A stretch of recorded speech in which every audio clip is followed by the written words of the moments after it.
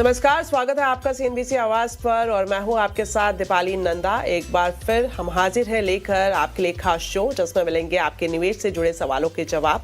आपके निवेश और ट्रेडिंग से जुड़े सभी सवाल आप हमें 7045220000 पर व्हाट्सएप कर सकते हैं। साथ ही आपका पसंदीदा शो फेसबुक और एक्स पर भी लाइव है, आप हमें यहाँ पर भी सवाल भेज सकते हैं और शो के दौरान सोशल मीडिया पर आपके भेजे सवालों पर हमारे एक्सपर्ट लाइव जवाब भी देंगे।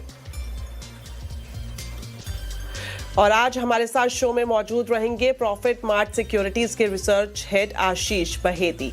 आशीष जी, स्वागत है आपका सीएनबीसी आवाज पर। गुड इवनिंग आशीष जी से thank you sir. Ashish ji से हम अपने व्यूवर्स के सवालों के जवाब लेंगे, लेकिन उससे पहले एक नजर डाल लेते हैं बुधवार के बाजार पर। दिसंबर सीरीज की शानदार शुरुआत हुई, बाजार में चौतरफा खरीदारी देखने को मिली। सेंसेक्स, निफ्टी, बैंक निफ्टी ने 1.25% तक बढ़त हासिल की। वहीं बीएसई के सभी सेक्टर इंडेक्स में भी अच्छी तेजी देखने को मिली। मार्केट की पूरी जानकारी अब ले लेते हैं कंचन नौटियाल से। तो कंचन, आपसे जानना चाहेंगे मार्केट का पूरा अपडेट, खास तौर पर कहां तेजी और कहां सुस्ती दिखाई दी। तो हफ्ते का तीसरा कारोबारी दिन और साथ ही साथ दिसंबर सीरीज की शानदार शुरुआत आज हमें देखने को मिली है। अक्रॉस द सेक्टर अच्छी खासी बाइंग जो है आज के सत्र में देखी गई है। Whether it's PSU bank, IT, metal pack, oil and gas में अच्छा खासा इजाफा। सेंसेक्स तो 1000 अंकों की मजबूती के साथ आज के सत्र में बंद होता हुआ दिखाई दिया है। निफ्टी में भी करीब 1.5% का उछाल हमें जो है देखने को मिला। लगातार पिछले 3 दिनों में हम देख रहे थे कि सेकेंड हाफ में एक बिकवाली का सत्र शुरू हुआ था, लेकिन क्या शानदार गेन आज बाजार ने दिखाए हैं। अब देखते हैं कि स्टॉक स्पेसिफिक एक्शन किस तरीके का रहा है। देखिए, निफ्टी में JSW steel, across the steel pack में भी अच्छी खासी तेजी थी। एचडीएफसी लाइफ, साथ में बजाज फिनसर्व और बजाज फाइनेंस में अच्छे खासे गेन आज के सत्र में देखे गए। लूजिंग पॉकेट में भारतीय Airtel Adani enterprises, Ayesha Motors और एसबीआई लाइफ में हमें हल्का फुल्का जो गिरावट का सत्र है वो देखने को मिला। अब बात करते हैं ब्रॉडर मार्केट की। मिड कैप में देखिए हुडको 4% का इजाफा, पेटीएम में भी करीबन 4.25% की तेजी, एल&टी फाइनेंस और साथ में सेल में भी 3.5% की जोरदार तेजी देखी गई है। लूजिंग पॉकेट की बात कर ली जाए, एमआरपीएल 3.25%, एमएनएम फाइनेंशियल करीबन 3%, नायका में 2.5% की कमजोरी और साथ में सुंदरम फाइनेंस में करीब 1% की कमजोरी देखने को मिली है। लेकिन लगातार हमें जो एक गिरावट का सत्र देखने को मिला था उसमें आज फाइनली जाके एक रोक लगी है और अच्छे खासे गेन्स के बाद दिसंबर सीरीज की शुरुआत हुई है। थैंक यू कंचन इस पूरे मार्केट अपडेट के लिए। तो मार्केट अपडेट के बाद अब एक नज़र डाल लेते हैं बड़े निवेशकों के सौदों पर, आंकड़े क्या कहते हैं। तो देखेंगे हम एफआईज और डीआईज की बात करें तो दोनों ने ही खरीदारी की है। एफआईज ने 4778 करोड़ के आसपास की खरीदारी की है। वहीं डीआईज की बात करें तो ये आंकड़ा भी करीब 6300 करोड़ का है। तो ये बात हो गई बुधवार की। अब गुरुवार की तैयारी करते हैं। गुरुवार को मार्केट की चाल कैसे रह सकती है जानते हैं आशीष जी से। आशीष जी, बताएं गुरुवार के लिए आपका आउटलुक। गुड इवनिंग दीपाली जी। जी देखिए, मार्केट का स्ट्रक्चर काफी स्ट्रांग है और जिस हिसाब से निफ्टी ऑल टाइम हाई के पास इतने स्ट्रेंथ के साथ आज क्लोज दिया है, सीरीज के स्टार्ट ऑफ द डे में अगर इतने अच्छे स्ट्रेंथ के साथ है और सेक्टरली अगर आप देखेंगे तो हर सेक्टर का कंट्रीब्यूशन आया है, रिलायंस से लेके IT along with banks, every sector is contributing. तो निफ्टी इज वेल प्लेस्ड कि यहाँ से एक फ्रेश मूव देखने मिल सकता है और 26,400 तक की मूव निफ्टी में हम एक्सपेक्ट कर रहे हैं कमिंग वीक्स में। जो स्टॉप लॉस अब मेंटेन करना है ट्रेल करके, वो 26,100 के करीब का एक निफ्टी में स्टॉप लॉस लगा है और कोई भी डिप आए तो बाइंग अपॉर्चुनिटी की तरह यूज किया जा सकता है। अगर मैं बैंक निफ्टी की बात करूँ तो देखिए ये इसमें तो और ज्यादा स्ट्रेंथ देखने मिल रही है और अपने ऑल टाइम हाई क्लोज दिया है इसने, तो वेल प्लेस्ड है 60,000 प्लस के लेवल्स दिखाने के लिए। तो यहाँ पे भी कोई भी डिप में खरीदारी की सलाह है। जो स्टॉप लॉस इसमें मेंटेन करना 59,200 का एसएल बैंक निफ्टी में भी मेंटेन करें। ऑल राइट, कुछ स्पेसिफिक रिकमेंडेशन? जी, बीएसई में खरीदारी की सलाह है। यहाँ पे काफी अच्छा स्ट्रेंथ बना हुआ है और जिस हिसाब से कैपिटल मार्केट स्टॉक्स में आज मोमेंटम दिख रहा है, अगर बीएसई वेल प्लेस्ड है एक फ्रेश मूव दिखाने के लिए, तो यहाँ पे जो स्टॉप लॉस मेंटेन करना है वो 2850 का एसएल मेंटेन करे। ऊपर में मुझे लगता है 29,2950 तक के लेवल्स इसमें देखने मिल सकते हैं। ओके, तो बीएसई पर आप नज़र रख सकते हैं और स्टॉप लॉस की बात करें तो 2850 का आपको लगाना चाहिए। चलिए बढ़ते हैं आगे और अब हमारे साथ कॉलर्स जुड़ना शुरू हो गए हैं। पहले हमारे जो दर्शक हैं राकेश कुमार जी ओडिशा से हमारे साथ जुड़ रहे हैं। राकेश जी स्वागत है आपका, बताएं अपना सवाल। नमस्कार मैम। जी सर मेरा एक क्वेश्चन है कि मैंने सुजलोन का नया है 180 शेयर, बाइंग प्राइस 61 है, आगे क्या करना है? 1 साल के लिए उसको मैं रखना चाहता हूँ। ओके, तो सुजलॉन पर आपकी राय जानना चाह रहे हैं। इनके पास 180 शेयर है और इनका जो बाइंग प्राइस रहा है वो 61 रुपये का रहा है। अभी के हिसाब से देखें तो अभी जो इनके पोर्टफोलियो में दिख रहा है इस शेयर के हिसाब से 5 रुपये प्रति शेयर के आसपास इनको नुकसान हो रहा है, तो क्या करना चाहिए इनको? देखिए, वैसे तो स्टॉक काफी अच्छे स्ट्रेंथ में रहा है, लेकिन अब सिंस F&O का पार्ट है तो यहाँ पे थोड़ी सी वॉलेटिलिटी अब थोड़ी ज्यादा देखने मिलती है। आज जिस हिसाब से इंट्राडे में इसमें रिकवरी देखने मिली है वो काफी अच्छी थी, और जो गिरावट चल रही थी पिछले एक हफ्ते से वो थोड़ी सी थमते हुए देखने मिली है, रिवर्सल देखने मिला है। फर्स्ट साइन ऑफ रिवर्सल हम बोल सकते हैं। तो यहाँ पे इन्हें होल्ड करना चाहिए इस पोजीशन को, जो स्टॉप लॉस इन्हें मेंटेन करना चाहिए 53 के करीब का कैसे मेंटेन करे। शॉर्ट टर्म में हमें लगता है इसमें 61 तक के लेवल्स इन्हें देखने मिल सकते हैं। ऑलराइट, तो आप 53 का स्टॉप लॉस यहाँ पर लगाकर रख सकते हैं। बढ़ते हैं आगे और अब हमारे साथ जुड़ रहे हैं संजीत हरियाणा से। संजीत जी स्वागत है आपका, बताएं।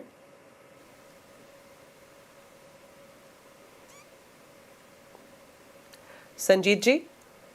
हेलो, नमस्कार मैडम। संजीत जी। नमस्कार सर।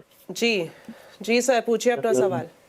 जी मैम, मेरे पास HAL के 36 शेयर हैं, 4899 का मेरा बाइंग प्राइस है, और एक मेरे पास SCI के 500 शेयर्स हैं और बाइंग प्राइस मेरा 261 रुपीज है। तो क्या करना चाहिए मैडम मेरे को इन दोनों में? ओके सर, SCI और हिंदुस्तान एरोनॉटिक्स पर आपकी राय जानना चाह रहे हैं। इनके पास SCI की बात करें तो 500 शेयर्स हैं जो इनका बाइंग प्राइस रहा है 261, और HAL में इनके पास 36 शेयर्स हैं, 4899 इनका परचेजिंग प्राइस रहा है। तो दोनों ही शेयर्स में इनको क्या स्ट्रैटेजी अपनानी चाहिए? अभी फिलहाल नुकसान दिख रहा है। जी देखिए, HAL की बात करें तो जरूर इसमें गिरावट देखने मिली 24 नवंबर को, और जो दुबई एयर शो के कारण शायद उसका इम्पैक्ट था।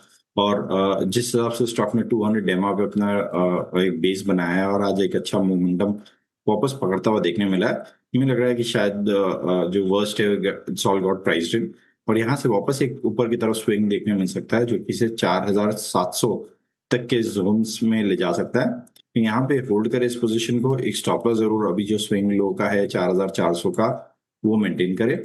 अगर मैं SCI की बात करूं तो देखिए यहाँ पे दीपाली जी प्रेशर में है ये स्टॉक। पिछले 6 दिनों से कंटिन्यूसली लोअर लो के पैटर्न बन रहे हैं, और पिछले 7 ट्रेडिंग सेशन में स्टॉक 13% से भी ज्यादा स्लिप हो चुका है। तो यहाँ पे थोड़ा सा कॉशियस रहने की जरूरत है।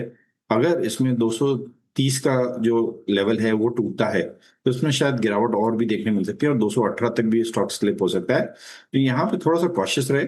230 के करीब का एक स्टॉप लॉस रखिए, अगर उसके नीचे जाता है तो उसमें से एग्जिट करने की सलाह रहेगी। ओके, तो HAL को आप होल्ड कर सकते हैं, यहाँ पर इसमें रिवर्सल आता हुआ दिखाई दे सकता है। वहीं SCI की बात करें तो जिस तरह से आशीष जी ने आपको बताया कि अगर ये 230 से नीचे जाता है आपको यहाँ से एग्जिट की सलाह दी गई है।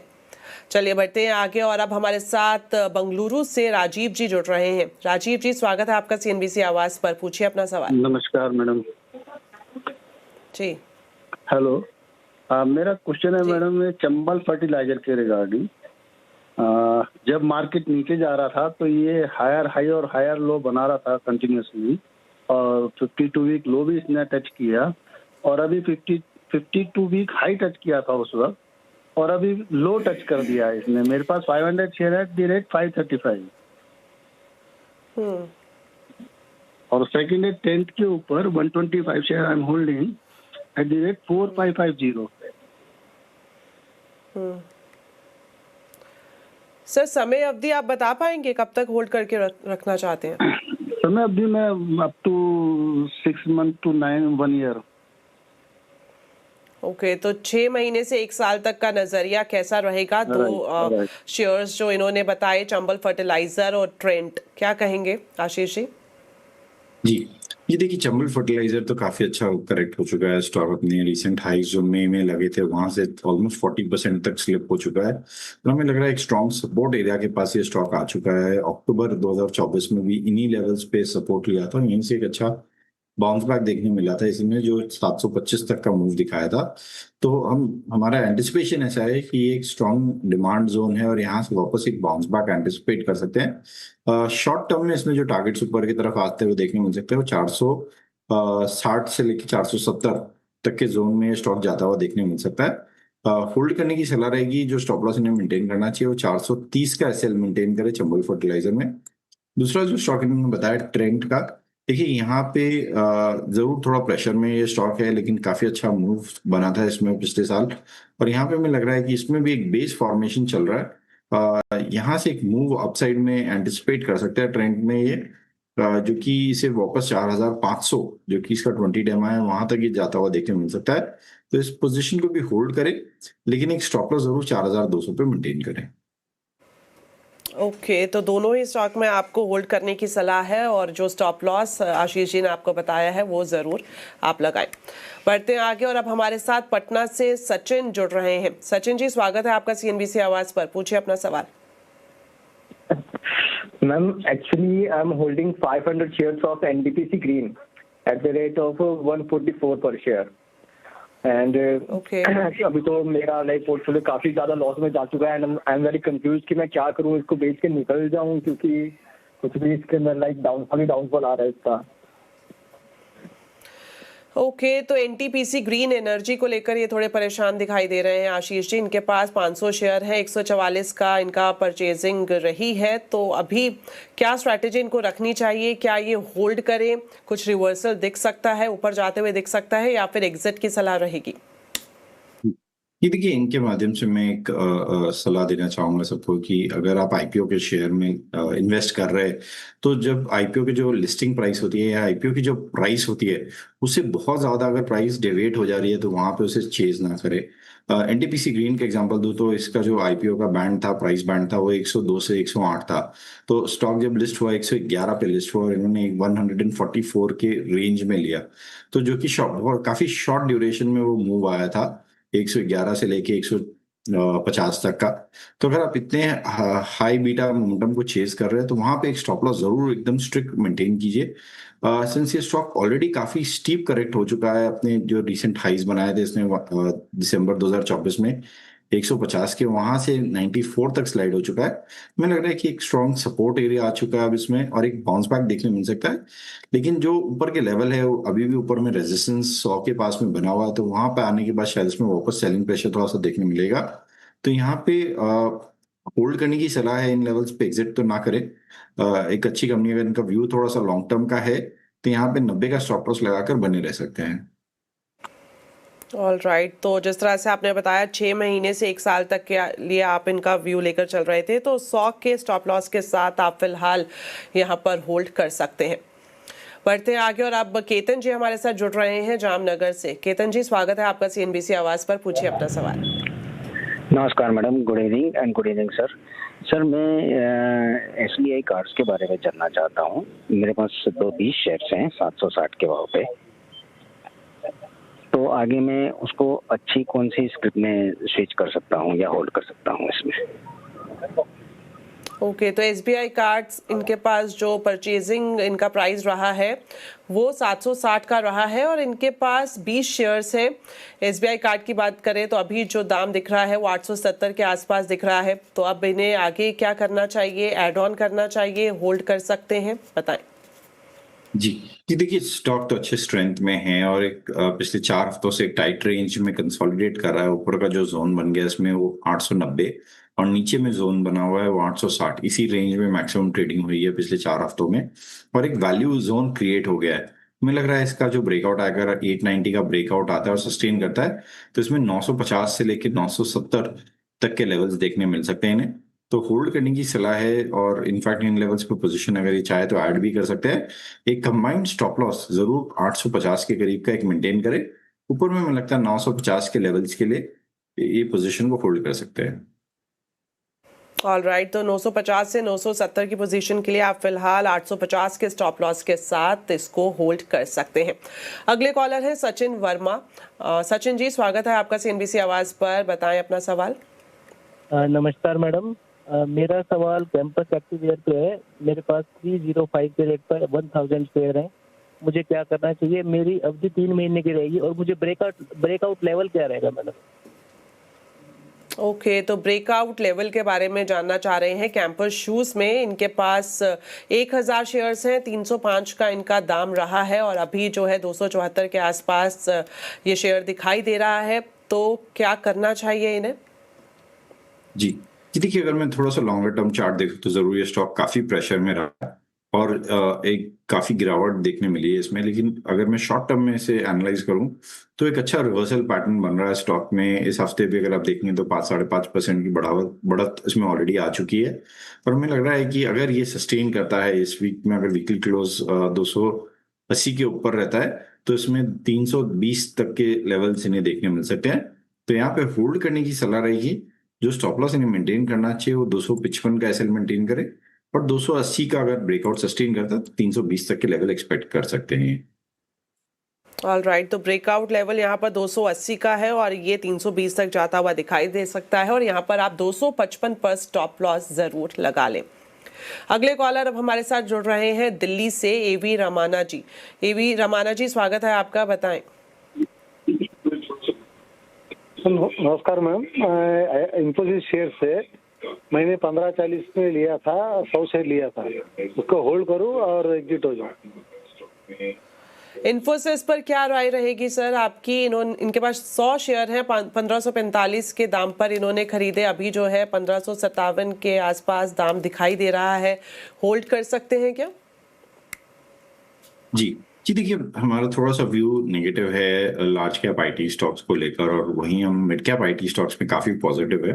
बट इन्फी की अगर मैं स्टैंड अलोन बेसिस पे बात करूं तो देखिए स्टॉक अपने 200 डेली एक्सपोनेंशियल मूविंग एवरेज के पास में ट्रेड कर रहा है और अगर ही इसका ब्रेकआउट आता है और सस्टेन करता है 200 डेली एक्सपोनेंशियल मूविंग एवरेज के बियॉन्ड ये निकलता है तो फिर इसमें एक अच्छा मोमेंटम देखने मिल सकता है जो कि 1700 तक के भी लेवल्स दिखा सकता है। तो होल्ड करने की सलाह रहेगी इन लेवल्स पे।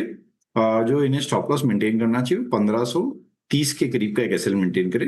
अगर इन्हें फ्रेश बाइंग करनी है तो शायद मिड कैप आईटी ज्यादा प्रेफर्ड रहेगा नए स्टॉक्स के लिए। ऑल राइट, तो अगर आप फ्रेश बाइंग की सोच रहे हैं तो मिड कैप आईटी की तरफ जा सकते हैं और वहीं स्टॉप लॉस अगर इन्फोसिस की बात करें तो यहाँ पर 1530 का आपको लगाना होगा। चलिए, वक्त एक छोटे से ब्रेक का है, जल्द वापस लौटेंगे, आप बने रहिए हमारे साथ। आपका स्वागत है। तो लगातार हम अपने खास शो में दर्शकों के सवाल ले रहे हैं और उनका जवाब दे रहे हैं आशीष बहेती जी। और अब बढ़ते हैं आगे और अब हमारे अगले कॉलर लुधियाना से हमारे साथ जुड़ रहे हैं आत्मजीत सिंह जी। सिंह जी, ਤੁਹਾਡਾ बहुत-बहुत स्वागत है, दस्यो अपना सवाल। नमस्कार मैडम, मेरे पास मदरसन के 822 शेयर हैं 105 के रेट पर।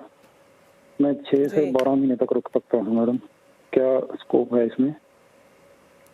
ओके, तो मदरसन वायरिंग पर ये आपकी राय जानना चाह रहे हैं। इनके पास 822 शेयर्स हैं 105 के दाम पर और जो इन्होंने टाइम ड्यूरेशन बताई है आशीष जी, वो 6 महीने से 1 साल तक ये होल्ड करके रख सकते हैं। तो क्या स्ट्रैटेजी इनको अपनानी चाहिए? अभी तो नुकसान दिख रहा है इसमें। बालाजी, मेरे पास ये चार्ट अभी खुल नहीं रहा है यहाँ पर, शायद कुछ एरर आ रहा है, इस पे कमेंट नहीं कर पाऊंगा मैं। कोशिश करेंगे सर कि हम आपका जो जवाब है इन तक ईमेल के जरिए पहुंचा दें।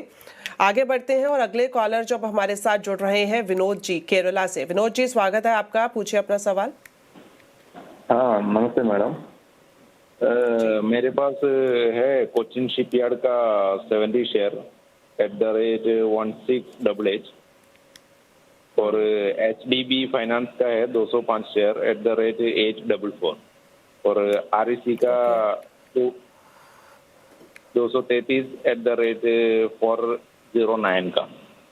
अब ये 1 साल के आसपास तो हो गया है इतना, अभी क्या है इसमें राय?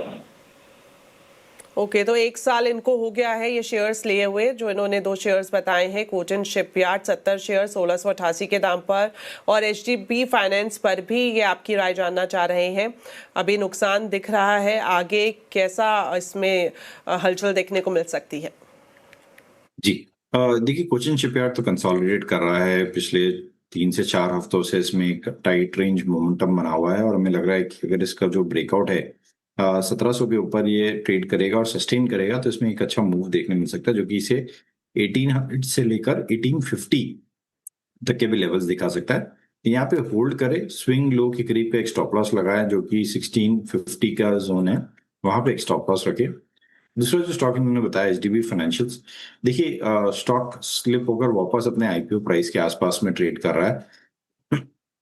उन्हें लग रहा है कि यहाँ पे एक अच्छा वैल्यू जोन बना हुआ है, यहाँ से एक पुल बैक एंटिसिपेट कर सकते हैं, जो कि से 780 से लेकर 800 तक के लेवल्स दिखा सकता है। तो होल्ड करें इस पोजीशन को। जो स्टॉप लॉस एचडीबी फाइनेंशियल्स में इन्हें मेंटेन करना चाहिए, वो 740 का एसएल मेंटेन करे। ओके, तो दोनों ही स्टॉक में आपको होल्ड करने की सलाह यहाँ पर आशीष जी की तरफ से दी गई है। बढ़ते हैं आगे, और अब अगले कॉलर हमारे साथ जुड़ रहे हैं पंचकुला से राकेश जी। राकेश जी, स्वागत है आपका सीएनबीसी आवाज पर, पूछिए अपना सवाल। Thank you. Good evening Deepali. Good evening Ashish ji. मेरे पास जेएसडब्ल्यू इंफ्रा के शेयर हैं 300 एट द रेट ऑफ 347। तो मैं जानना चाहता हूँ इसमें कोई दमखम है तो मैं इसको रखूँ, करीब 2 साल तक रख सकता हूँ, अदरवाइज एग्जिट करके किसी और में शिफ्ट करूँ मैं। ओके, तो जेएसडब्ल्यू इंफ्रा पर ये जानना चाह रहे हैं क्या इन्हें होल्ड करना चाहिए, कुछ इसमें पॉजिटिव साइंस आपको दिख रहे हैं या नहीं, और जिस तरह से इन्होंने कहा कि ये शिफ्ट भी कर सकते हैं, अगर वैसी स्थिति बन रही है तो आपकी तरफ से क्या रिकमेंडेशन होगी? जी देखिए, ओवरऑल स्टॉक तो अच्छा है, बट जरूर पिछले 7-8 हफ्तों से कंटिन्यूसली प्रेशर में ट्रेड कर रहा है और थोड़ा सा स्लिप हो चुका है, बट लोअर लेवल से अच्छी बाइंग इंटरेस्ट वापस इसमें देखने मिली है। और अगर आप आज भी देखेंगे तो एक अच्छा रिवर्सल मूव इसमें बना है। मुझे लग रहा है कि अगर ये स्टॉक 275 के ऊपर ट्रेड करेगा और सस्टेन करेगा, तो यहाँ से एक अच्छा पुलबैक देखने मिल सकता है, जो कि इसे 280 से लेके 295 तक के भी जोन दिखा सकता है। तो यहाँ पे होल्ड करे, जो स्टॉप लॉस मेंटेन करना चाहिए जेएसडब्ल्यू इंफ्रा में, वो 260 के करीब का एसएल मेंटेन करे, लेकिन इन लेवल्स पे जेएसडब्ल्यू इंफ्रा में एवरेज करने की सलाह नहीं है। ऑल राइट, तो 260 का स्टॉप लॉस आपको यहाँ पर लगाना चाहिए, और जिस तरह से आशीष जी ने बताया कि 280 से 295 के बीच ये जाता हुआ दिखाई दे सकता है, तो फिलहाल आप होल्ड करके रख सकते हैं। तो शो में फिलहाल इतना ही वक्त हमारे पास है, और जाने से पहले एक बार कुछ डिस्क्लेमर अगर आप देना चाहें आशीष जी। जी दीपाली जी, इनमें से जितने भी स्टॉक्स हमने डिस्कस किए, किसी में भी हमारी ट्रेडिंग पोजीशन नहीं है। निफ्टी बैंक निफ्टी में जरूर हमारी ट्रेडिंग पोजीशन रहती है। All right sir, thank you so much, आपने वक्त निकाला हमारे स्पेशल शो के लिए, और साथ ही साथ हमारे दर्शकों का भी बहुत बहुत शुक्रिया। इसी तरह से आप हमें सवाल भेजते रहें और हम पूरी कोशिश करेंगे ज़्यादा से ज़्यादा सवालों के जवाब अपने एक्सपर्ट से लेने की। फिलहाल के लिए दीजिए इजाज़त, नमस्कार।